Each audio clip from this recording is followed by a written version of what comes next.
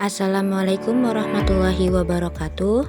Halo semuanya, perkenalkan nama saya Sulistiawati dengan NIM 2213400028 dari jurusan Bimbingan Konseling Islam Fakultas Dakwah UIN Sultan Maulana Hasanuddin Banten. Di sini saya akan menjelaskan tentang pendekatan eksistensial humanistik dari mata kuliah Teknik Konseling dan Psikoterapi. Apa sih eksistensial humanistik itu? Nah, pada dasarnya, eksistensial humanistik bukanlah suatu aliran.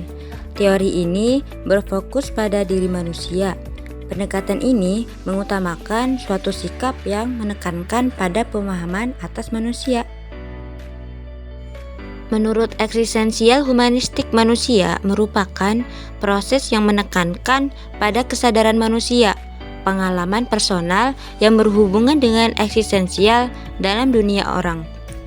Manusia tidak pernah statis, tetapi juga selalu dalam proses menjadi atau becoming. Selain itu, manusia bebas menentukan apa yang ia kerjakan atau tidak, dan bebas menjadi apa yang dia inginkan. Selanjutnya, konsep dasar eksistensial humanistik. Nah, terapi ini berfokus pada pribadi konseling, bukan terhadap masalah kecil. Dalam konsep dasar eksistensial humanistik ini terdapat adanya kesadaran diri, yakni semakin kuat kesadaran diri seseorang, maka semakin besar pula kebebasan yang ada pada orang itu. Selanjutnya ada kebebasan. Nah, tanggung jawab dan kecemasan. Kesadaran atas kebebasan dan tanggung jawab bisa menimbulkan kecemasan yang menjadi atribut dasar pada manusia. Nah, di sini terdapat ciri-ciri dari pribadi sehat dan pribadi bermasalah. Dari pribadi sehat yang mampu memfungsikan dimensi-dimensi sasar yang dimiliki manusia, sehingga kesadaran bisa berfungsi secara penuh. Dari pribadi yang bermasalah, yakni tidak mampu memfungsikan dimensi-dimensi sasar yang dimiliki manusia, sehingga kesadaran tidak berfungsi secara penuh. Selanjutnya, ada pokok-pokok utama dalam eksistensial humanistik. Nah, yang pertama yaitu keterpusatan dari keburukan akan orang lain. Individu memiliki kebutuhan untuk memelihara keunikan dan keterpusatannya, tetapi sekaligus memiliki kebutuhan untuk keluar dari diri sendiri, berhubungan dengan orang lain dan lingkungan. Terus yang kedua, ada pencarian makna. Maksudnya, salah satu karakteristik yang khas pada manusia adalah perjuangannya untuk merasakan arti dan maksud hidup. Para terapis eksistensial memandang neurosis sebagai kehilangan rasa ada yang membawa serta pembatasan kesadaran dan penutupan kemungkinan-kemungkinan yang merupakan manifestasi dari ada. Terus yang ketiga yaitu adanya kecemasan sebagai syarat hidup. Nah, kecemasannya bisa menjadi suatu tenaga motivasional yang kuat untuk pertumbuhan. Kesadaran adalah akibat dari kesadaran atas tanggung jawab untuk memilih. Terus yang selanjutnya adanya kesadaran atas kematian dan non-ada. Nah, karakteristik yang khas pada manusia adalah kemampuan untuk memahami konsep masa depan dan tak bisa dihindarkannya kematian. Hidup menjadi bermakna karena memiliki pembatasan waktu. Nah, selanjutnya yang terakhir adanya perjuangan untuk aktualisasi diri. Manusia berjuang untuk aktualisasi diri, yakni kecenderungan untuk menjadi apa saja yang mereka mampu, dan apakah kita ingin menjadi sesuatu atau tidak menjadi sesuatu adalah pilihan kita sendiri. Nah, selanjutnya ada tujuan dari eksistensial humanistik. Tujuan yang pertama yaitu agar klien mengalami keberadaan secara otentik dengan menjadi dasar atas keberadaan dan potensi-potensi, serta sadar bahwa ia dapat membuka diri dan bertindak berdasarkan kemampuannya. Tujuan yang kedua, untuk meluaskan kesadaran diri klien dan meningkatkan kesanggupan pilihannya, yakni menjadi bebas dan bertanggung jawab atas arah hidupnya. Tujuan yang ketiga, untuk membantu klien agar mampu menghadapi kecemasan dan menerima kenyataan bahwa dirinya lebih dari sekedar korban kekuatan dalam dirinya. Nah, di dalam pendekatan ini ada fungsi terapis yang perlu diketahui.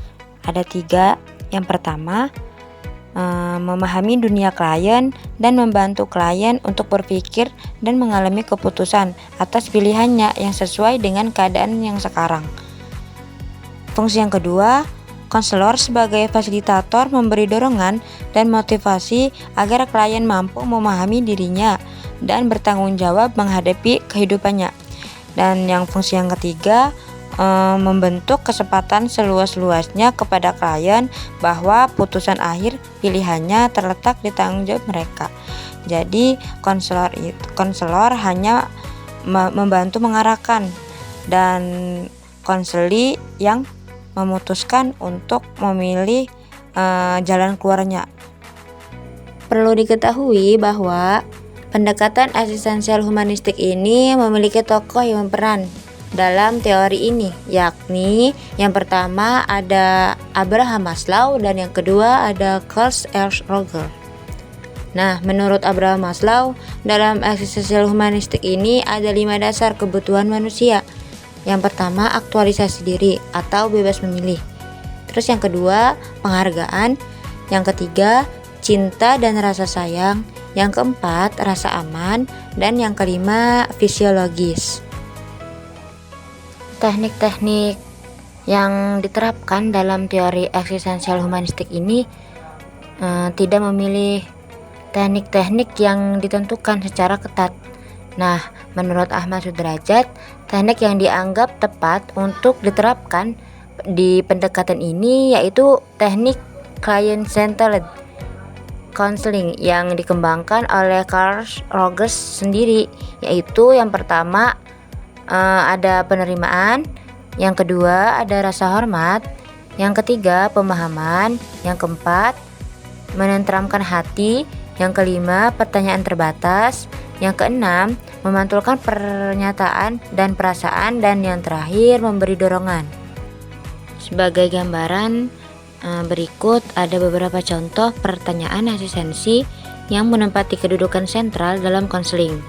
Ya, contoh pertanyaannya, seberapa besar saya menyadari siapa saya ini? Bisa menjadi apa saya ini? Bagaimana saya bisa memilih menciptakan kembali identitas diri saya yang sekarang? Dan masih banyak pertanyaan-pertanyaan lainnya. Selanjutnya, dalam pendekatan eksistensial humanistik ini biasanya masalah-masalah yang terjadi sering digunakan seperti masalah karir, terus pengucilan, masalah kecemasan, gelisah, dan lain-lain. Nah, inilah penjelasan dari pendekatan eksistensial humanistik. Jadi kesimpulannya, pendekatan eksistensial humanistik ini merujuk pada keberadaan manusia dalam kesadaran akan dirinya.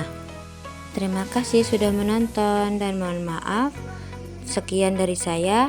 Wassalamualaikum warahmatullahi wabarakatuh. Sampai jumpa.